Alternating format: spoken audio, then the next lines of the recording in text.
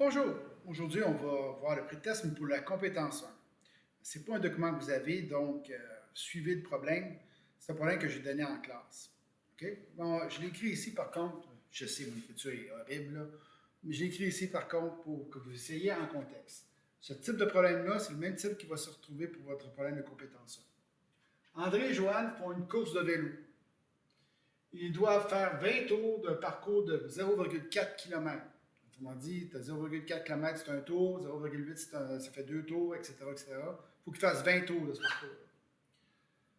André roule à une vitesse de 20 km par heure et Joanne roule à une vitesse de 25 km par heure. André est parti 40 secondes avant Joanne parce que lui, il est plus lent, fait qu'il se dit, je vais prendre une avance. Donc, Joanne, il faut qu'elle rattrape ces 40 secondes-là.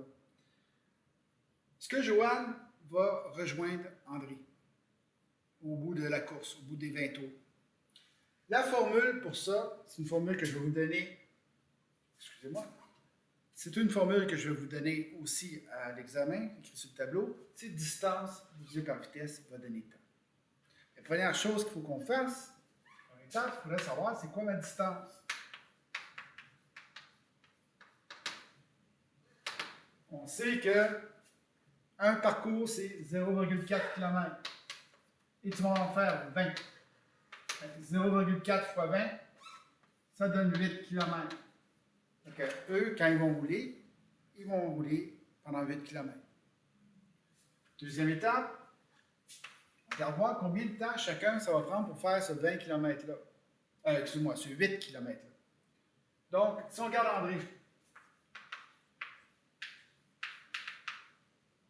on suit la formule. Distance, c'est 8 divisé par la vitesse. Si je regarde André, sa distance de vitesse, c'est 20 km. 8 divisé par 20, ça va donner 0,4 heures. C'est cute ça, mais ici on parle de secondes. Les heures, ça ne dit pas grand-chose. Donc, on va changer les heures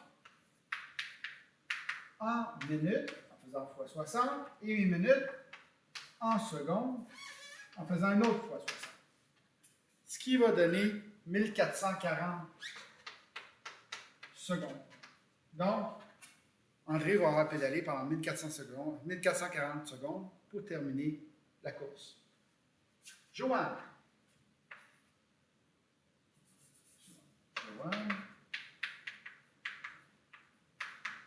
Fait le même type de calcul. Mais la distance qui est 8 km, cette fois-là, je la divise par 25 parce que la vitesse de Joanne, c'est 25 km par heure.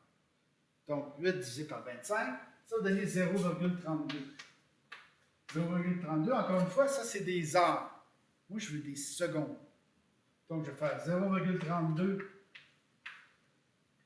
fois 60 fois 60. Ça va donner 1152 secondes. OK. J'ai déjà un indice de réponse. On n'est pas loin. Là, je regarde Joanne. OK, ma réponse. Joanne a fait 1152 secondes. Et j'ajoute qu'il fallait qu'elle rattrape les 40 secondes d'André. Je vais rajouter à Joanne les 40 secondes d'avance qu'André avait. Okay? Parce que c'est ça qu'il faut qu'elle fasse de plus pour le rattraper. Ben, on s'entend que même ça, ça va être beaucoup plus petit que 1440 secondes. Okay? Parce que si vous faites ça, ça va donner 1192, plus petit que 1440. Donc, réponse. Oui, Joanne rejoindra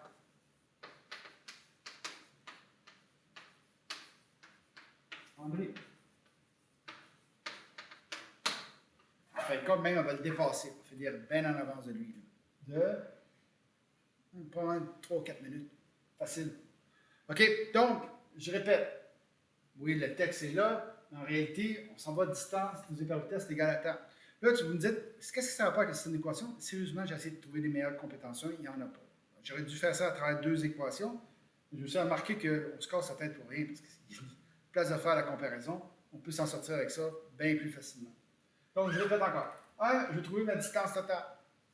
Deuxième chose, je vais trouver le temps que ça prend pour chacun. Mais le temps, vu que ma vitesse est en kilomètres-heure, kilomètres par heure, ça va donner des heures. Moi, j'ai besoin de secondes. Donc, je vais transformer ça en secondes.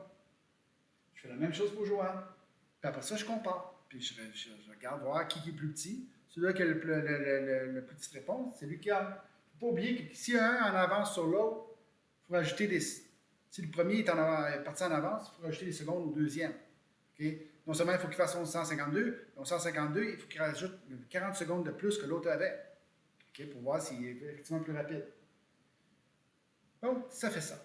Okay? J'espère que vous avez bien compris. Sinon, il faut vous présenter au pré-test parce que je vais recorriger ça, je vais refaire la mise en situation et je vais pouvoir expliquer en détail. Si troisième option, ben, viens aux récupérations. Hein. Je suis personne, donc, je m'ennuie. D'accord? Viens me voir, puis bonne chance pour l'examen. Bye!